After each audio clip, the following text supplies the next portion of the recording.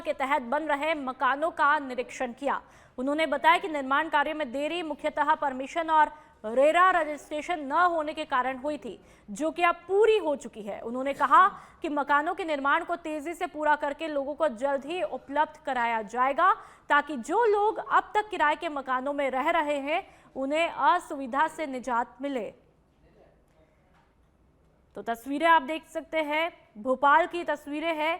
महापौर ने यहां पर आवश्यक दिशा निर्देश यहां पर दिए और ये दावा किया कि हितग्राहियों को जल्द ही मकान मिलेंगे। विकास कार्यों का निरीक्षण यहां पर महापौर करती हुई दिखाई देती हैं। 12 नंबर का लोगों का बहुत दिनों से पैसा जमा है। जिन लोगों ने मकान लेना थे उनके पैसे कई दिनों से जमा है, लेकिन कहीं ना कहीं रेरा की अनुमति के कारण लेट हो गया था और अब रेरा की अनुमति होने के कारण इस काम को स्पीड में लेकर आ रहे हैं और वहां पर लोगों को हम जल्द से जल्द मकान दिला सके। टारगेट ये है कि हम मई में सभी मकानों को कंप्लीट करके लोगों तक दे पाएंगे। ये सही बात है, रेरा की अनुमति के चक्कर में ये प्रोजेक्ट विलम्ब हुआ। लोगों को 2 जगह से मार पड़ रही है। उन्होंने लोन लिया है, लोन में किस्त देना पड़ रही है, मकान का किराया देना पड़ रहा है। इसका मुझे खेद है, लेकिन फिर भी उसके बाद हम प्रयास करेंगे कि हम मई तक सब। डिंडोरी के शहपुरा मानिकपुर सड़क के मरम्मतीकरण पर सवाल उठाते हुए बीजेपी विधायक ओम प्रकाश धुर्वे ने लोक निर्माण विभाग पर भ्रष्टाचार के आरोप लगाए हैं। करीब 2 महीने पहले 55 लाख रुपए से कराए गए मरम्मतीकरण की गुणवत्ता संदिग्ध पाई गई है। विधायक ने वीडियो जारी करके बताया कि मरम्मत केवल कागजों में ही हुई है, असली स्थिति अलग है। मामले पर पीडब्ल्यूडी मंत्री राकेश सिंह ने उप यंत्री को निलंबित किया है और जबलपुर से लोक निर्माण की टीम जांच के लिए मौके पर पहुंची है। इस सड़क के बारे में कुछ दिन से शिकायतें मिल रही थी, जिसमें हमारे मुख्यमंत्री महोदय ने हमको निर्देशित किया है कि उसकी जांच करें और रिपोर्ट सबमिट करें। उसमें ये ग्रामीण रोड है, इसमें रिन्यूअल का काम किया गया है ओजीपीसी सील कोड से, और उसमें ओजीपीसी सील कोड के हमने सैंपल ले लिए हैं। वो लैब में टेस्टिंग के बाद फिर इसकी हम आपको रिपोर्ट बताएंगे। सर, इसमें शिकायत भी हुई है, क्या वजह थी, क्या क्या क्या जांच में क्या पाया आपने? जांच में सैंपल ले लिए हैं। अब सैंपल लेने के बाद जब रिपोर्ट आएगी लैब से, इसके बाद फिर उसकी क्या कमियां हैं वो बता पाएंगे। सर, सभी को भी सस्पेंड किया गया था, क्या वजह है? अब ये मेरे को आइडिया नहीं है, क्योंकि इसकी शिकायतें तो पहले से भी चल रही थी और अभी हम रिपोर्ट लेके जाएंगे तो इसमें सब मालूम पड़ेगा कि किसकी क्या गलती है। विधायक जी ने भी आरोप लगाए थे सर, क्या वजह थी? वो रिपोर्ट आएगी तो हम इसको बताएंगे, क्योंकि वो यहाँ से ये रोड है, इसकी ये स्थिति है, ये सब गिट्टी दिख रहा है, यहाँ भी दिखा, ये सब गिट्टी निकल रहा है, ये गिट्टी पूरा हिल रही है, ये स्थिति है। ये खास दम ये अभी का बना है, महीना भर पहले बना है। इसमें घास निकल आया है इस रोड में, ये स्थिति, ये दिखा, ये पत्थर निकले हुए हैं बिल्कुल। ये महीना भर की रोड है, इसको प्रेस नहीं किया गया है और इसके ऊपर जो रेत वाली मिला के जो बनाते हैं सील कोड बहुत पतला किया गया है, प्रेस भी। भोपाल में भारतीय जनता पार्टी के प्रवक्ता राजपाल सिंह सिसोदिया ने लाडली बहना योजना को राष्ट्रीय स्तर पर प्रेरणादायी बताते हुए कहा कि इस योजना ने महिलाओं के सशक्तिकरण की दिशा में ऐतिहासिक बदलाव किया है और मध्य प्रदेश की इस पहल को अब देश भर में एक मॉडल के रूप में अपनाया जा रहा है, जिससे महिलाओं की आर्थिक स्थिति मजबूत हुई है। तो वहीं मंत्री विजय शाह के आपत्तिजनक बयान पर पूछे गए सवाल पर सिसोदिया ने कहा कि बीजेपी एक अनुशासित संगठन है जहां मर्यादा सर्वोपरि है और इस मामले में पार्टी और मुख्यमंत्री खुद संज्ञान लेकर के उचित निर्णय करेंगे। निश्चित तौर पर मातृशक्ति को और सशक्त करने के लिए, मातृशक्ति को उनकी आर्थिक मजबूती या आर्थिक सुरक्षा देने की दृष्टि से यह लाडली बहना योजना मध्य प्रदेश सहित इतनी सफल हुई कि पूरे देश में इसका प्रयोग हुआ है। निश्चित तौर पर हम बहुत गौरवान्वित है कि मध्य प्रदेश से ये योजना प्रारंभ हुई है। मध्य प्रदेश में इसका सफल क्रियान्वयन हो रहा है, परंतु अगर किसी प्रकार की कोई इस प्रकार की बात आती है तो उस पर भी संज्ञान।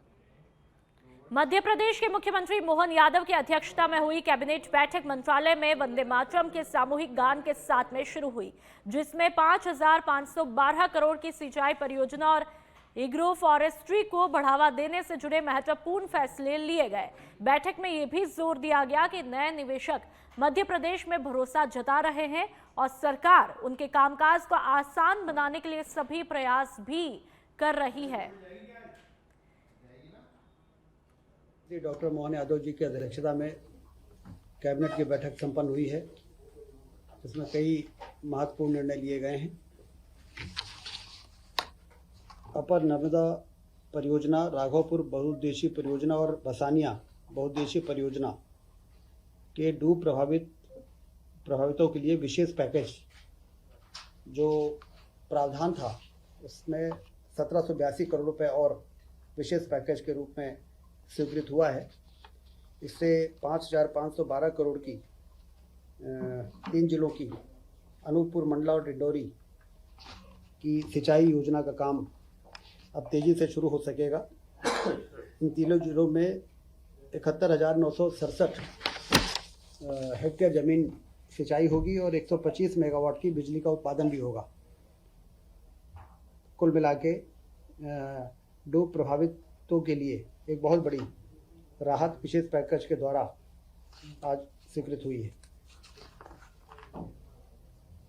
मुख्यमंत्री ग्राम सड़क एवं अवसंरचना योजना के सूचकांक को भी 2 से 3 किया गया है। इससे 3,810 कार्य जो लगभग 693.76 करोड़ के, अब उनको भी ये जारी हो सकेगा और उनके काम पूरे किए जा सकेंगे। भोपाल और इंदौर मेट्रो रेल परियोजना के संचालन और रखरखाव के लिए राजस्व मद में बजट का प्रस्ताव आज कैबिनेट में लाया गया था।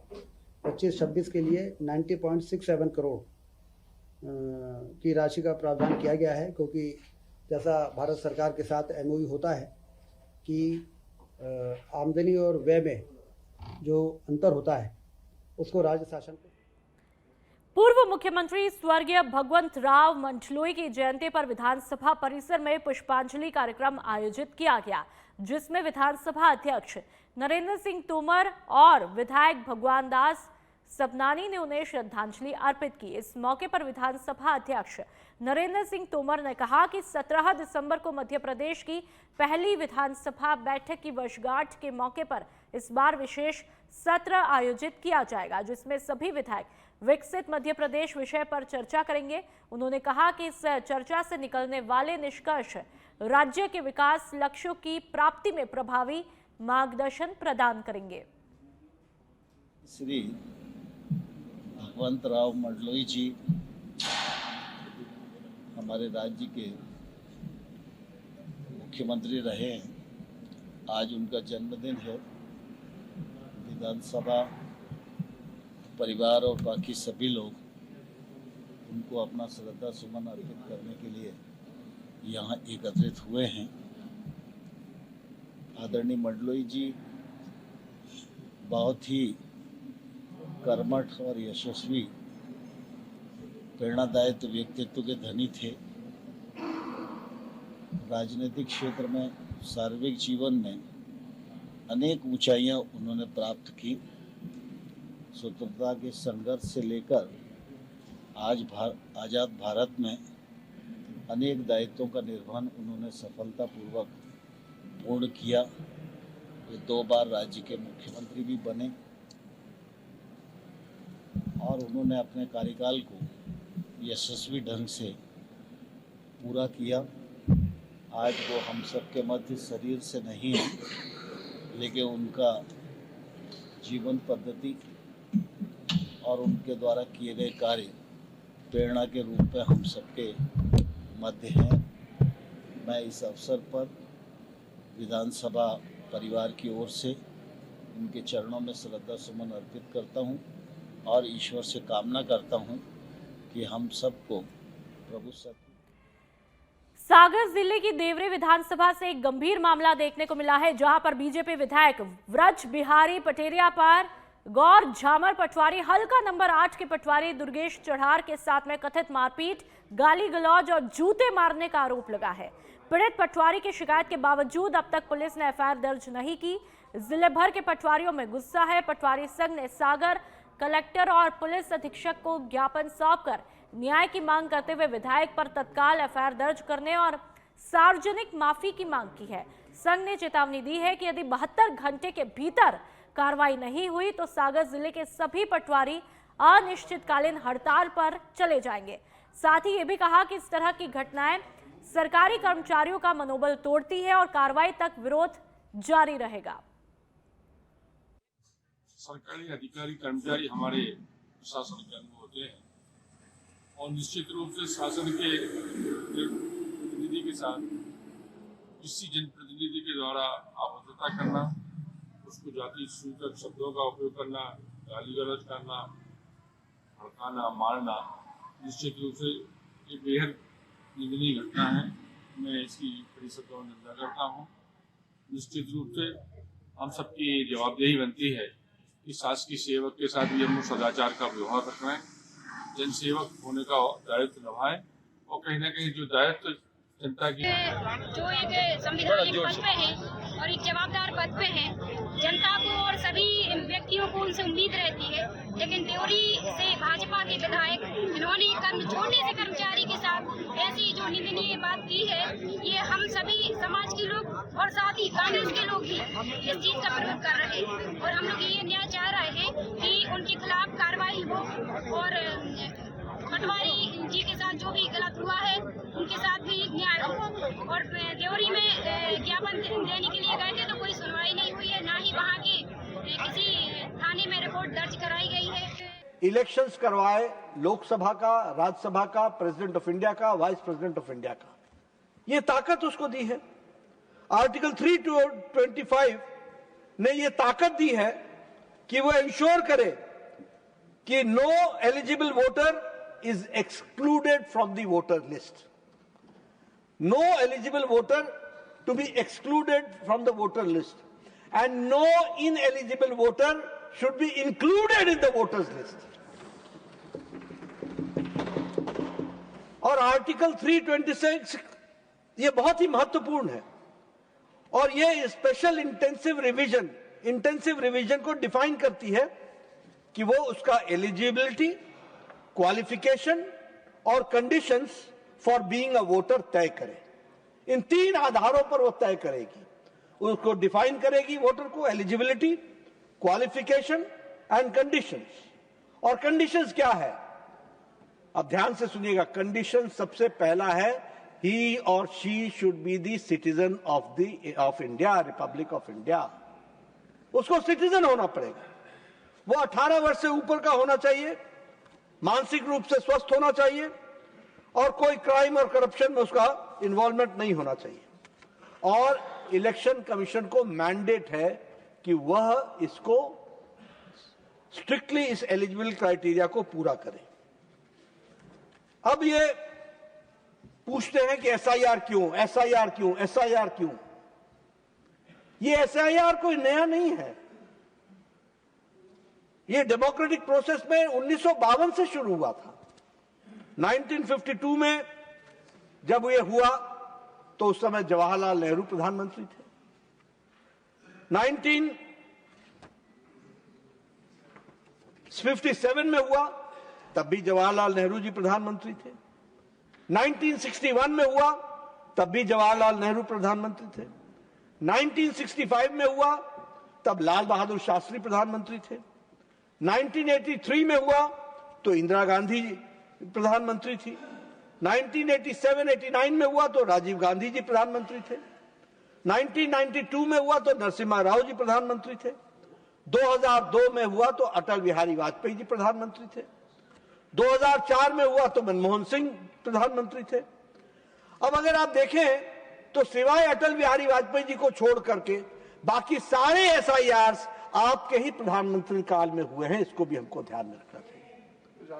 अब जब हम 2004 की बात करते हैं तो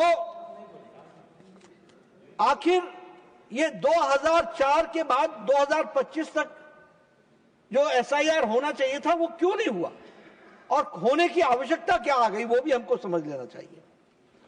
एक तो 2004 में भी किसी पार्टी ने अपोज नहीं किया और ये प्रोसेस को वोटर लिस्ट जो विशिएटेड होती है उसको ठीक करने का ये एक तरीका है, एक प्योरिफिकेशन ऑफ वोटर लिस्ट का तरीका है और ये पीरियोडिक है और ईसीआई को ये पूरा अधिकार है जो कर रही है। इसलिए ये जो बार बार चर्चा चलती है वोट चोरी, एसआईआर एसआईआर एसआईआर, सबसे पहले तो हम समझ लें हम यहां हो ना हो, आप वहां हो ना हो, एसआईआर इलेक्शन कमीशन का मैंडेट है और ये एसआईआर चलता रहेगा, प्रजातंत्र चलता रहेगा।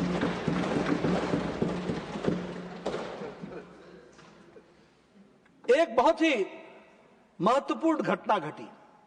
अब देखिए कॉम्प्रोमाइजेस कैसे होते हैं।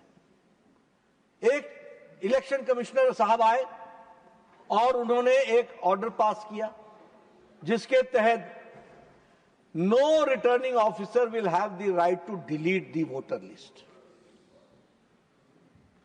This is a shift from the course of action which election commission was taking. और आज जब हम 2025 में खड़े हैं तब तक नेम्स का डिलीट होना नहीं हुआ। इसके कारण a huge number of votes which were to be deleted were not deleted because somebody died, somebody got married and went to another place, somebody got transferred, somebody moved out from the state. लेकिन 2004 से 2025 तक अभी तक वो voter list से delete करने का अधिकार रिटर्निंग ऑफिसर का ले लिया गया। आप बताइए अब ऐसे समय में सभापति जी एसआईआर का महत्व तो कई गुना ज्यादा बढ़ जाता है कि नहीं बढ़ जाता है? It becomes more important to have a special intensive revision because since 2010 till 2025 you have not deleted the voters who got married and went to different place, who left the place and moved out to another state, who died, who are no more in this world. आपको उसको ऐसा intensive revision में लेने की आवश्यकता होती ही है और वो अपने उस काम को हम लोगों ने करने का प्रयास किया है। What is special intensive revision? It is to remove the names of the dead, selectively delete the foreign nationals and cut the double voters. अब double voters भी हैं, अब मैं इस पर चर्चा नहीं करूंगा। Tiruchi Shiva wants to intervene. Only on point of order. चलिए। Inform. We just want to clarify. None of us are against the SIR. The processes, of course, have to be conducted.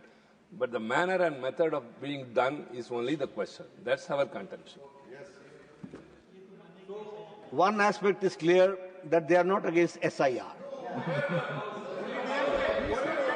Now we are coming. Let me complete my.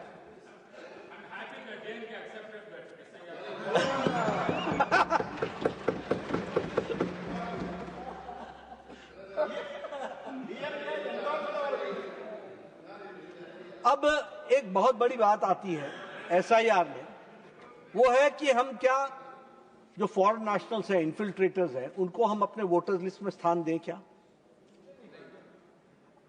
अगर हमें purify करना है तो हमें purify उसको पूरे letter और spirit में करने की आवश्यकता होगी और शुद्धिकरण करने के लिए ये वोटर लिस्ट का काम चल रहा है।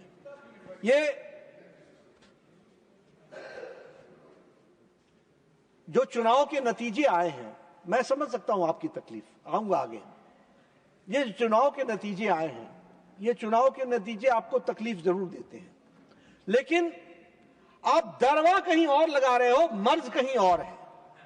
आपको अपना मर्ज ढूंढना पड़ेगा और सिर्फ अपने कैडर को शांत करने के लिए यह गलत भ्रम फैलाना कि इलेक्शन हम इसलिए हार रहे हैं क्योंकि इलेक्शन कमीशन कुछ गड़बड़ी कर रहा है, मुझे लगता है यह आप पार्टी के इंटरेस्ट में देश के इंटरेस्ट के साथ कॉम्प्रोमाइज कर रहे हैं। और मैं पूरी जिम्मेवारी के साथ बोलना चाहता हूं, और इसलिए जब ये कहते हैं कि इलेक्शन कमीशन को अथॉरिटी क्या है, election commission does not have any authority.